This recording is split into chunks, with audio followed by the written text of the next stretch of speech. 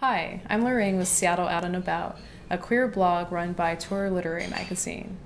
Tour Literary Magazine is a quarterly publication that features queer art and stories from all around the world. If you're interested in learning more about the publication, take a look at the links on our YouTube page. Today we're sitting down with the founder of Sistah Sinema, Isis Asari, Hi. and we're going to kind of explore the history and background of her organization and find out more about the events that she's been doing. So thank you for having me. It's an honor and a pleasure. Sistah Sinema started in 2011 in Seattle, really small. I think our first Sistah Sinema had like literally 10 people, and it was all my friends, and I made them buy tickets, and they were so supportive and so cute. And the inspiration behind it is I just had a really good circle of friends that got together every Sunday for Sunday dinner, and it was such like a deep sense of community and coming together and feeling supported. And I just wanted to expand that circle and that support. And that was, the impetus behind Sistah Sinema.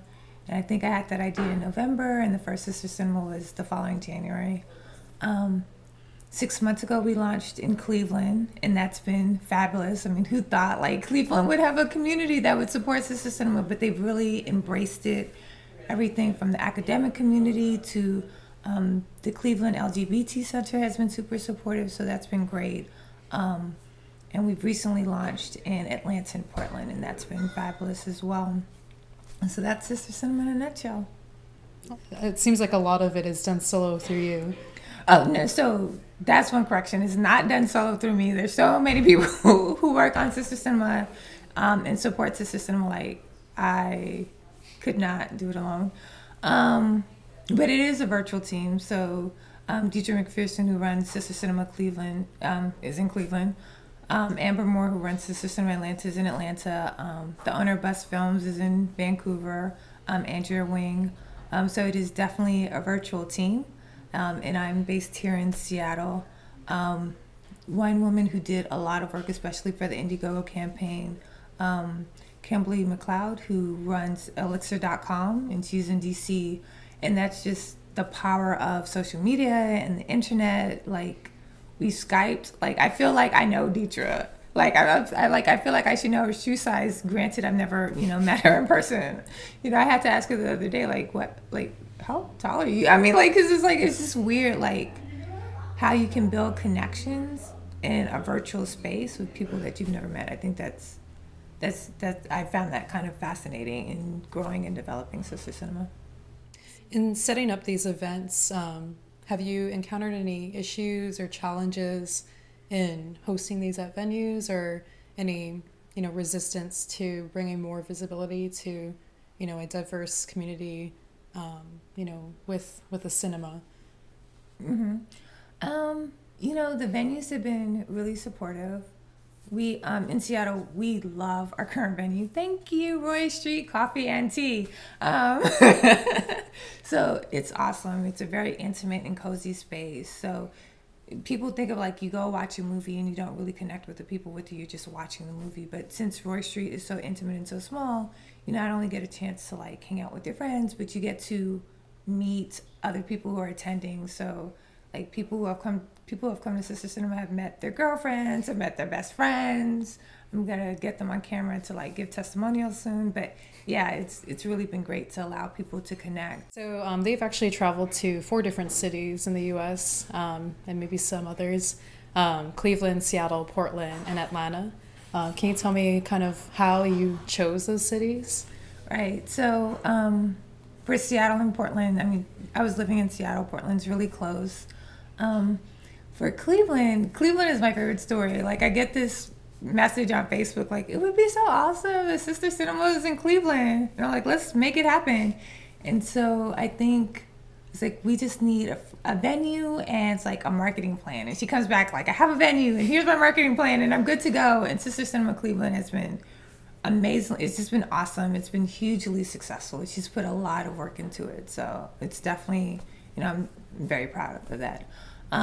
Atlanta was very intentional. Like, Atlanta has a huge queer women of color community. They're very connected. They're very engaged. They're super artistic. Right, so I'm like, I really want to be, and personally, I just love Atlanta. So I'm like, I really want to be in Atlanta. And so I remember, like, I started off, I put up a Craigslist post, like, we need a brand manager in Atlanta. And I didn't get any responses, but a friend forwarded it to a friend who connected me to a friend, and now Amber Moore, who works with the Real Boys Health Initiative, runs Sistah Sinema Atlanta out of the Rush Center, which is Atlanta's LGBT center. Nice. Since Atlanta plays such a prominent role, had you lived there prior to that, or were you kind of a visitor that started considering using Atlanta? Right. So, no, oddly enough, as much as I love Atlanta, I've never lived there. I like to visit. My mom and my sister live there. Okay. And yeah, and I just have this huge love for the city of Atlanta, even though I've never lived there. So, as far as the selection of films go, I actually got to see The Journey here in Seattle. How do you curate those films and choose those, and also what kind of limitations do you run into in terms of like licensing and showing it in public and all that? Right. In terms of curation, I always think it's like, oh, it's this really deep process, but it's really, sometimes I start with a theme and I want to find a movie that fits. Like particularly like last year's Valentine's Day, I remember spending like a good 2 weeks finding like the right movie for Valentine's Day, because it was fairly difficult to find a movie that wasn't a coming out story about two queer women of color falling in love. And so eventually we found the right movie for that particular Sistah Sinema, which is super exciting, and the audience loved it. And it was a film that people hadn't really been able to see, like especially in Seattle for like almost a decade, right? And it wasn't available online, and I think I had to buy it on VHS. It was something kind of crazy. In terms of the movie rights, it's actually been, filmmakers have been really supportive and so forth. Distribution companies have been great. So, I remember like our first two movies for Sistah Sinema were two films by Faith Tremmel. She didn't know me from Adam, but she's like, if you want to show my films, let's work it out. And she truly supported me, like giving me like a break financially in terms of the movie screening rights, which I appreciate, and that's been good.